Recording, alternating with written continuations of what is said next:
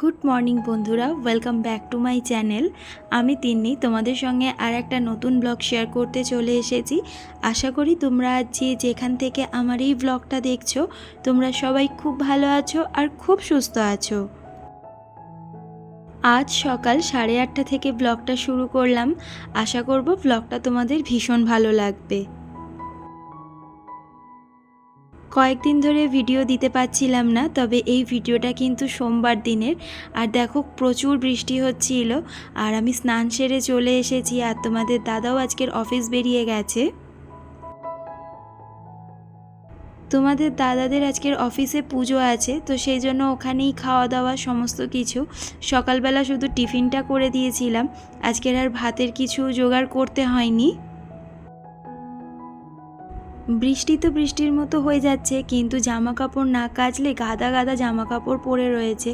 এবার জামা কাপড়গুলো কতদিনই বা ঘরে রেখে দেওয়া যায়, সেই জন্য বাইরে অনেকগুলো তার খাটিয়েছি। কি করব, দেখতে বাজে লাগছে জানি, তবুও ওইভাবে না দিলে জামা কাপড়গুলো শুকনোই করা যাবে না। আজ সোমবার, আর শ্রাবণ মাসের কয়েকটা সোমবার আমি করি। এবার প্রথম সোমবারটা না আর করা হয়নি, আর ভাবলাম তাই দ্বিতীয় সোমবারটাই আজকের করি। আর পরের দুটো করব কি না আবার চিন্তা ভাবনা করব, শরীরের ওপরেও খানিকটা নির্ভর করে। বিয়ের আগে শ্রাবণ মাসের সোমবারটা করতাম না, বিয়ের পর থেকেই শ্রাবণ মাসের সোমবার করাটা শুরু করেছি। বিয়ের আগে শুধুমাত্র শিবরাত্রিটা করতাম, আর এখনও শিবরাত্রিটা করি। আর শ্রাবণ মাসের সোমবারটা করতে বেশ ভালোই লাগে। আজকের খুব সাধারণভাবেই শিবের উপোসটা করছি, আর লাস্টের যেটা করব সেটা একটু বড় করে করব, ঠাকুরমশাইকে ডেকে একটু ভালো করে পুজো করিয়ে নেব। আমাদের বাড়িতে না বহু পুরাতন একটা শিবলিঙ্গ আছে, সেটা কিন্তু সেইভাবে পুজো হয় না। আমার যে মায়ের বেদি রয়েছে, মায়ের বেদির পাশেই রয়েছে, এমনিই পড়ে আছে অনেক বছর ধরে। তো ওইটাই ভাবছিলাম যে সামনের বারে যখন পুজো করব তখন ওটা ভালোভাবে প্রতিষ্ঠা করিয়ে দেব। আর আজ বাবাকে যে ফুলগুলো দিয়েছি সবই আমার গাছের ফুল, আর গাছের ফুল দিয়ে ঠাকুরকে পুজো দিতে কিন্তু ভীষণ ভালো লাগে। আমার বিয়ের পর যখন আমি এই বাড়িতে আসি সেই রকম কোনো রকম ঠাকুর ঘর বা কোনো রকম ঠাকুর ছিল না, শুধুমাত্র ওই কালীবেদিতেই ধূপ টুপ দেওয়া হতো। তারপর আমি আস্তে আস্তে সমস্ত ঠাকুরগুলোকে প্রতিষ্ঠা করেছি। আমার পুজো করতে ভীষণ ভালো লাগে, আর ঠাকুরের ওপর আমার অগাধ বিশ্বাস। আমি জানি আমার জন্য ভগবান যেটুকু করছে সেটুকু আমার ভালোর জন্যই করছে। যদি কোনো সমস্যায় পড়ি, যেমন আমি আমার বাবা মাকে জানাই, তার সাথে আমি আমার ঠাকুরগুলোকেও জানাই যে আমার এই সমস্যাগুলো হচ্ছে। বিশ্বাস করবে না, অদ্ভুত রকমভাবে সেই সমস্যাগুলো কিন্তু আস্তে আস্তে কেটেও যায়। আমি সত্যিই ভগবানকে ভীষণভাবে বিশ্বাস করি। আর আজ যেহেতু উপোস করেছি আর এটা আমার প্রথম সোমবার, সেই জন্য আমি আজকের একদমই ভাত খাবো না, একটু ডালিয়া খাবো। সেই জন্য সমস্ত রকম সবজি দিয়ে ডালিয়াটা বসিয়ে দিচ্ছি।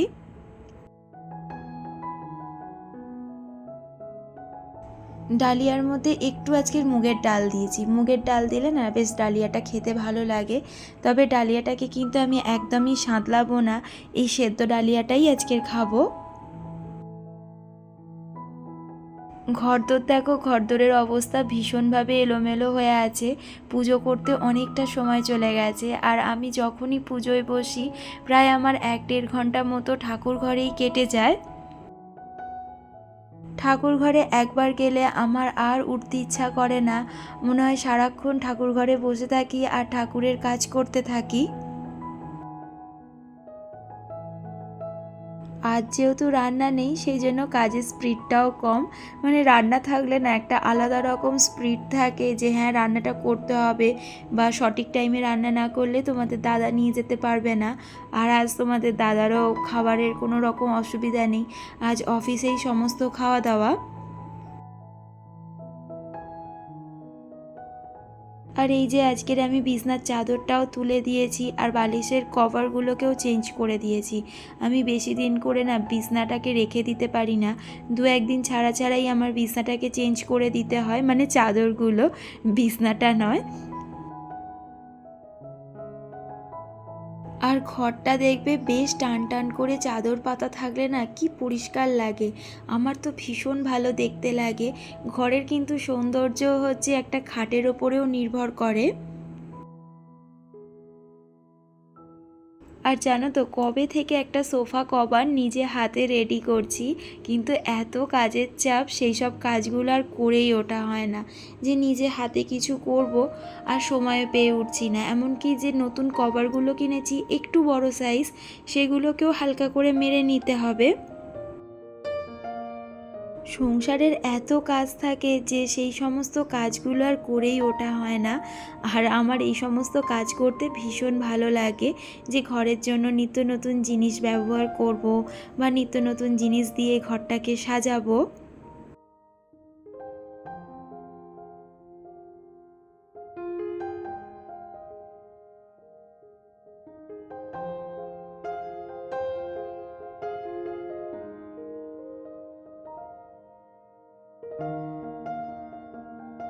আমার এদিকে একটা র্যাক আছে, এই র্যাকটা না অনেক উঁচুতে লাগানো হয়ে গেছে। এবার সোফার ওপরে না উঠলে না আমি একদমই হাত পাই না। আর কোনো সময় যদি সোফাটা এদিক থেকে ঘুরিয়ে দিই তাহলে আর এক সমস্যায় পড়বো।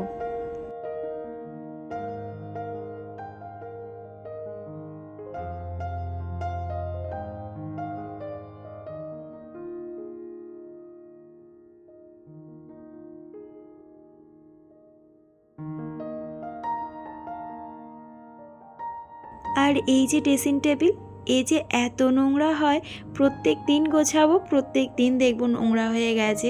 আর আমার ড্রেসিং টেবিলের স্পেসটা না একটু ছোট, সামনের দিকটা বড় হলেও কোনো সাইডে তো সেরকম কোনো র্যাক নেই, সেজন্য একটু অসুবিধা হয়। প্রথমে ভেবেছিলাম এখানে ছোট ছোট কাঁচ লাগিয়ে নেব, কিন্তু আমাকে যে কাঠের যে কাজ করে দেয় সে বলল যে এখানে কাঁচ লাগালে একদম বেকার দেখতে লাগবে, খুব একটা ভালোও লাগবে না। আর সেই কারণে লাগাইনি। আর অন্য জায়গায় আর র্যাক লাগানোর আর ঘরটাতে জায়গাও নেই। এবার যদি লাগাই তোমাদের দাদা বলবে যে শুধু ঘরটাতে র্যাক লাগিয়ে লাগিয়ে ভর্তি করছে, ঘরের অন্যান্য কোনো স্পেসই নেই। ঘরের মধ্যে এরকম ছোট্ট ছোট্ট গাছ থাকলে ভীষণ দেখতে ভালো লাগে। আর আমার না ঘরে গাছ রাখতেও খুব ভালো লাগে, তবে ঘরের গাছ না বেশি বাড়ে না, ঘরের গাছ সবসময় ছোটই হয়ে থাকে। এইগুলো সব আমার গোপু সোনার। আর এইগুলো না কাল বাজার থেকে কিনে নিয়ে এসেছি, আর ব্যাগের মধ্যেই ছিল, আমি বেমালুম ভুলে গেছি। এখন ব্যাগটা বার করেছি, দেখলাম সব রয়েছে, সেই জন্য গোপুর একটা বড় বক্সের মধ্যে এইগুলোকে ভরে রেখে দিলাম। যে কটা জামা কাপড় বেরিয়েছে সে কটা এখন ভিজিয়ে রেখে দেবো, কাচবো না, কাচলে আর শুকোতে দেবো কোথায়, কেন এদিক ওদিক করে এমনি আগের জামা কাপড়গুলো শুকনো করতে দেওয়া আছে, এগুলোকে ভিজিয়ে রাখলে কালকে সকালে আমার কাচতে খুব সুবিধা হবে।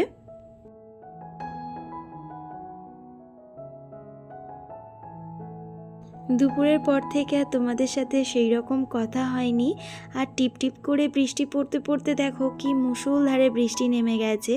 আর আজ না সারা দিনটা বৃষ্টি বৃষ্টি আর বৃষ্টি। তবে আমার কিন্তু বৃষ্টির দিনগুলো ভীষণ ভালো লাগে, রান্নাঘরটা না অনেকটা ঠান্ডা থাকে, একটু কাজ করাও যায়। আজ তো সারা দিনটাই নিরামিষ, আর সকালে ডালিয়া খেয়েছি, বিকেলে আর ডালিয়া খেতে ইচ্ছা করছে না, সেই জন্য ভাবলাম একটু আলুর পরোটা বানাই। আর আলুর পরোটা কিন্তু খেতে ভীষণ সুন্দর লাগে। আলুর পরোটাগুলো না ভীষণ নরম হয়, আর আমি যতবার আলুর পরোটা করেছি ভীষণ সফট হয়েছে আলুর পরোটাগুলো। আর তোমরা যদি কমেন্টে জানাও যে আলুর পরোটার রেসিপিগুলো তোমরা দেখতে চাও, তাহলে আমাকে অবশ্যই কমেন্ট করে জানিও, আমি তোমাদের সঙ্গে একদিন আলুর পরোটার রেসিপিটা শেয়ার করব। আলুর পরোটা করাটা কিন্তু ভীষণ ইজি, আর আমি খুব ইজি ওয়েতেই করি। আমার মা বা পিসিরা যেরমভাবে করে ঠিক আমি সেই প্রসেসেই করি। আর বিশ্বাস করবে না, এত নরম হয়, তুলোর মতো নরম, আর খেতে তেমন সুন্দর হয়। কাজ করতে করতে তোমাদের কয়েকজনের একটু কমেন্টগুলো পড়ে নিই। সুস্মিতা, রিয়া, প্রিয়া এরা আমার খুব কাছের বন্ধু, আর এরা প্রত্যেক দিনই ভিডিও দেখে প্লাস কমেন্টও করে দেয়। ওদেরকে সবসময় থ্যাংক ইউ জানাই যে এইভাবে আমাকে সর্বক্ষণ সাপোর্ট করবার জন্য। রিঙ্কিদি লিখেছে দেখে নিলাম, লাইক করে দিলাম। রিঙ্কিদি প্রায় ভিডিওতেই লাইক করে বা কমেন্টও করে, আমার কিন্তু খুব ভালো লাগে। এমডি মিরাজ লিখেছে ভিডিওটা খুব সুন্দর লাগলো, ভালো থেকো। হ্যাঁ, অবশ্যই আমি ভালো থাকবো, তোমরাও কিন্তু ভালো থেকো আর এইভাবেই আমাকে সাপোর্ট করতে থেকো।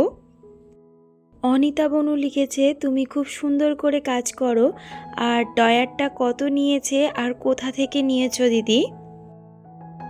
ড্রয়ারটা আমি ফ্লিপকার্ট থেকে নিয়েছি, মানে শপসি থেকে নিয়েছি, আর ড্রয়ারটা মোটামুটি পড়েছে ওই 500 টাকার কাছাকাছি। আজকের রাতের মেনু কষা কষা আলুর দম আর আলুর পরোটা, আর তার সঙ্গে আছে মিষ্টি।